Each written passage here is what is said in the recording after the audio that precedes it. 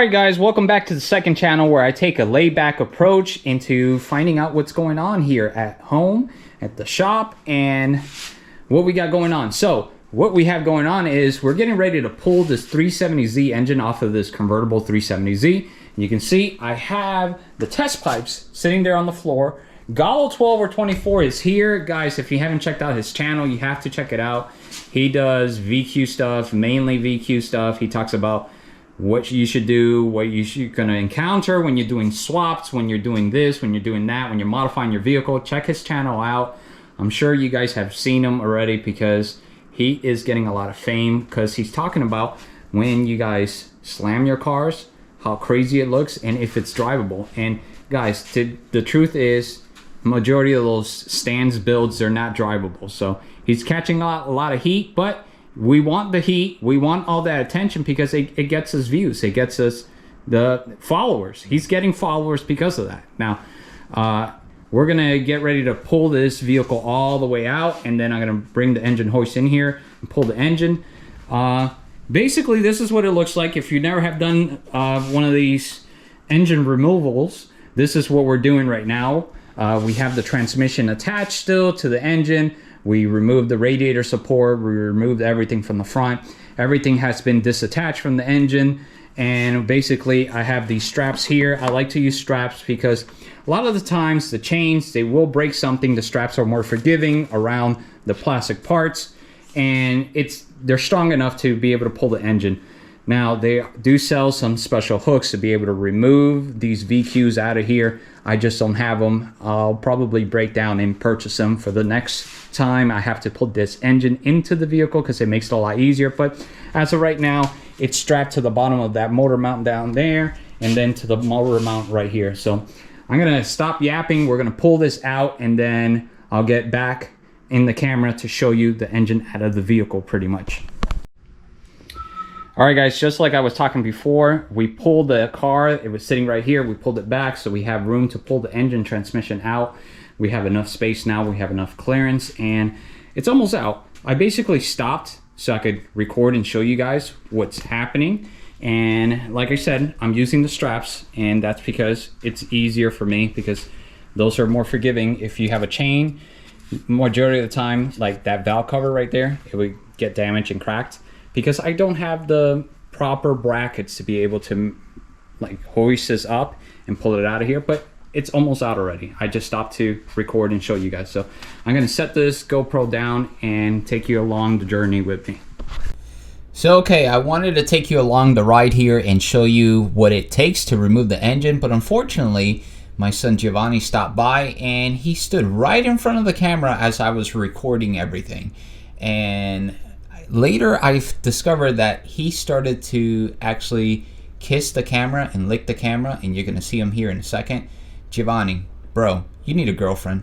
You really do. But here you can see I'm pulling the engine out, and I'm lifting the transmission in the back so I could get over the subframe. All right, so I don't know how much of it that I captured or not because Super Saiyan was right in the way. He was showing his butt on it, and then he started making all sorts of weird faces. When I looked up that we were pulling this engine, he was messing with that camera. Bro. Come on, man. You can go ahead and flex your muscles like last video. Bro. You didn't get no comments. Nobody liked it. Nobody was impressed.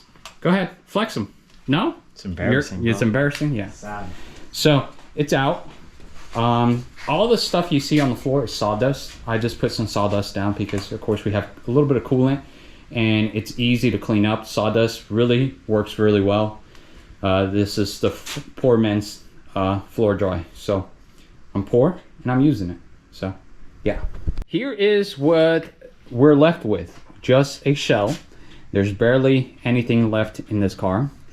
Right here. But inside of here, there's still plenty to do. There's still plenty to remove. And everything is going to be stripped off of this vehicle. Either reused or sold. So, yeah, there's a lot of work to do. I'm using the subframe. The subframe is in really good shape compared to the one in my 370Z. Mine is cracked on this side. Somebody banged it, and it actually wasn't him because he's destroyed the car underneath. But that was already broken when I purchased the vehicle. And of course, when you purchase these cars, you drive far away, you can't really look underneath. You try to take a peek, but you really can't see. So I'm going to be using that subframe. I'm going to be using the radiator support. And then we have a project right here. So the original project was G35. We're still debating whether to do that or not. We might just purchase a Ford Taurus, right? That's what you want, a Taurus, and just put this in it. No, Hyundai Tiburon. The Tiburon. Yeah. I like that idea. I like that. Yeah, the Tiburon. Those Tiburons are a joke, bro. I don't understand. I don't even know why you would want to have one of those. Those make 300 wheel more than this. You serious? Yeah. You smoking crack? It's the Tarbinator. The Tarbinator, that's right.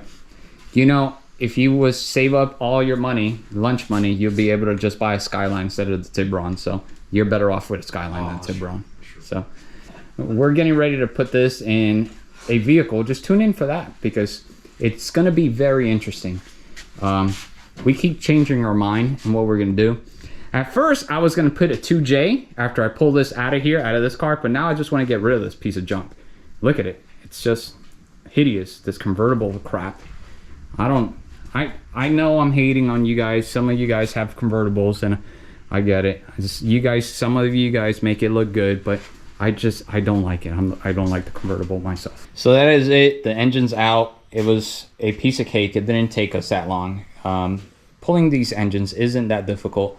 It all depends on how you do it. If you leave the transmission in there and you pull the engine out, it does make it a little bit easier.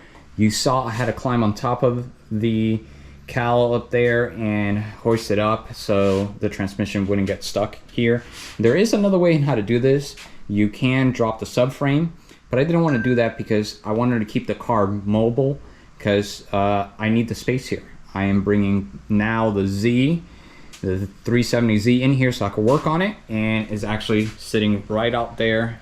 You could see it's sitting out there. So I'm gonna swap vehicles around. It's going to my shop and it's just stored there. And yeah, guys, I do have a shop. I just don't post it because I don't want people, I don't post about the shop because I don't want people begging me to work on their cars. I don't want to work on your cars. I pick and choose who I work on, and that's how I make some side money.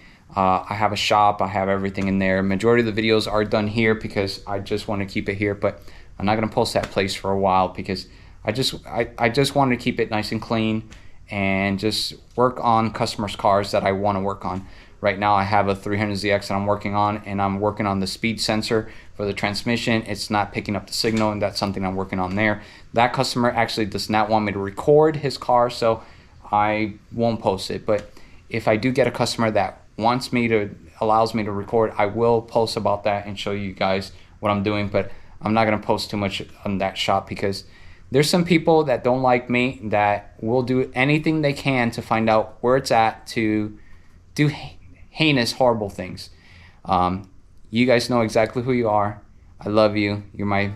You guys are my secret admirers. But anyways, we're gonna wrap things up here. We're done here for today. Here's the engine. Make sure to subscribe because we have a lot to do in the swap, and I'll walk you through the whole thing. Everything we're doing to make this work on the G35 or a 350Z. We'll see you in the next one.